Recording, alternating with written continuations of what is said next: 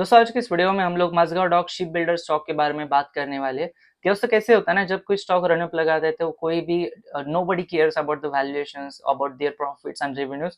लेकिन जब स्टॉक थोड़ा ठंडा पड़ जाता है ना, तब सब लोग जग जाते हैं कि क्या ये आगे जाएगा और आगे जाने के लिए क्या इसके प्रॉफिट्स आ रहे हैं, क्या इसके रेवेन्यूज आ रहे हैं और फिर आगे जाएगा तो और कितना जाएगा, या फिर जिन लोगों ने हायर लेवल्स के ऊपर बाई किया रहता है वो सारे लोग सोचने लगते हैं कि हमने कुछ गलती कर दी। तो कहीं ना कहीं आज की इस वीडियो में इसके बारे में बात करेंगे कि एज ए इन्वेस्टर आपको कौन सी चीजें पता होनी चाहिए, और मजदूर स्टॉक शिप बिल्डर्स के बारे में थोड़े फाइनेंशियल देखने की कोशिश करेंगे, फंडामेंटल्स देखने की कोशिश करेंगे कि आने वाले दिनों में इस स्टॉक के लिए क्या इंपॉर्टेंट रहेगा। वीडियो को मैं स्टार्ट करूँ उससे पहले चैनल के ऊपर आप पहली बार आए हो तो मेक श्योर कीजिए चैनल को आप सब्सक्राइब करो। यहाँ पे हम लोग स्टॉक मार्केट के रिलेटेड बहुत सारी चीजों के बारे में बात करते हैं। तो मैं मजदूर स्टॉक की बात करता हूँ, तो अगर मैं एक साल के रिटर्न की बात करता हूँ तो 1 ईयर में 5% के आसपास अपने इन्वेस्टर को इसने रिटर्न दिया। लेकिन अगर मैं 5 साल की बात करता हूँ तो 5 साल में लगभग 23 गुना अपने इन्वेस्टर का पैसा इसने बढ़ाया, और यही रीजन है कि स्टॉक आज की डेट में बहुत सारे लोगों के पोर्टफोलियो में। अगर हम थोड़े फंडामेंटल्स देखते हैं तो इसका मार्केट कैप 1,06,000 करोड़ के आसपास है। ये कंपनी आज की डेट में एक लार्ज कैप कंपनी बन चुकी है।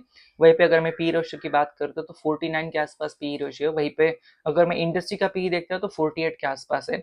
काइंड ऑफ एक रीजनेबल वैल्यूएशन के ऊपर है कंपनी, ऐसे हम जरूर मान सकते हो। वहीं पे अगर मैं रिवेन्यू देखता हूँ specially year on year basis के ऊपर, तो 2020 में जहाँ पे 5,463 करोड़ के आसपास रेवेन्यू था, वहां से बढ़कर 2024 में 10,568 करोड़ के आसपास रेवेन्यू इसका 5 सालों में बढ़ चुका है। 5 सालों में लगभग डबल इसका रेवेन्यू हो चुका है। वहीं पे अगर मैं प्रॉफिट्स की बात करता हूँ तो प्रॉफिट बहुत ज्यादा एक्सपोनेंशियली ग्रोथ हो चुका है। ये रीजन है कि 23 गुना अपने इन्वेस्टर के पैसे स्टॉक ने बनाए हैं। बिकॉज 2020 में जहाँ पे 377 करोड़ के आसपास प्रॉफिट था, वहां से बढ़कर 1809 करोड़ के आसपास प्रॉफिट इसका 2024 में रिपोर्ट किया। 300 करोड़ से लेकर 800 करोड़, लगभग लगभग मुझे ऐसे लगता है 6 टाइम्स लगभग इसने अपने इन्वेस्टर के पैसे बढ़ाए हैं। अगर हम शेयर होल्डिंग पैटर्न की बात करते हैं तो प्रमोटर के पास 81% के आसपास स्टेक है। और एक चीज आपको समझनी पड़ेगी कि जब 81 या फिर 75% से ज्यादा स्टेक होता है तो कंपनी का ओएफएस आता है, और आने वाले दिनों में ओएफएस भी आ सकता है। Because as per SEBI guidelines promoter 75% से ज्यादा स्टेक अपनी किसी भी कंपनी में नहीं रख सकते। रिटेलर के पास 10.99 के आसपास स्टेक है, डीआईएस के पास 3.66 के आसपास स्टेक है, या फिर डी म्यूचुअल फंड का बहुत ही निग्लिजिबल स्टेक है, 2% और 1% के आसपास स्टेक है। अभी स्टॉक के लिए आने वाले दिनों में क्या इंपॉर्टेंट रहेगा कि जिस तरीके से डिफेंस स्टॉक चले पिछले 1 सालों में, आने वाले दिनों में अगर डिफेंस के अंदर ज्यादा इन्वेस्टमेंट आता है, और जैसे आप लोगों को पता है कि मंडे के दिन ज्यादा कुछ नया इनकम टैक्स बिल भी आने वाला है, तो आने वाले दिनों में अगर कुछ किसी सेक्टर के ऊपर ज्यादा फोकस किया जाता है और स्पेशली अगर डिफेंस सेक्टर का बजट बढ़ता है, तो आने वाले दिनों में ये ऐसे जो स्टॉक्स है सारे डिफेंस वाले, इनको फायदा होता है ऑब्वियसली।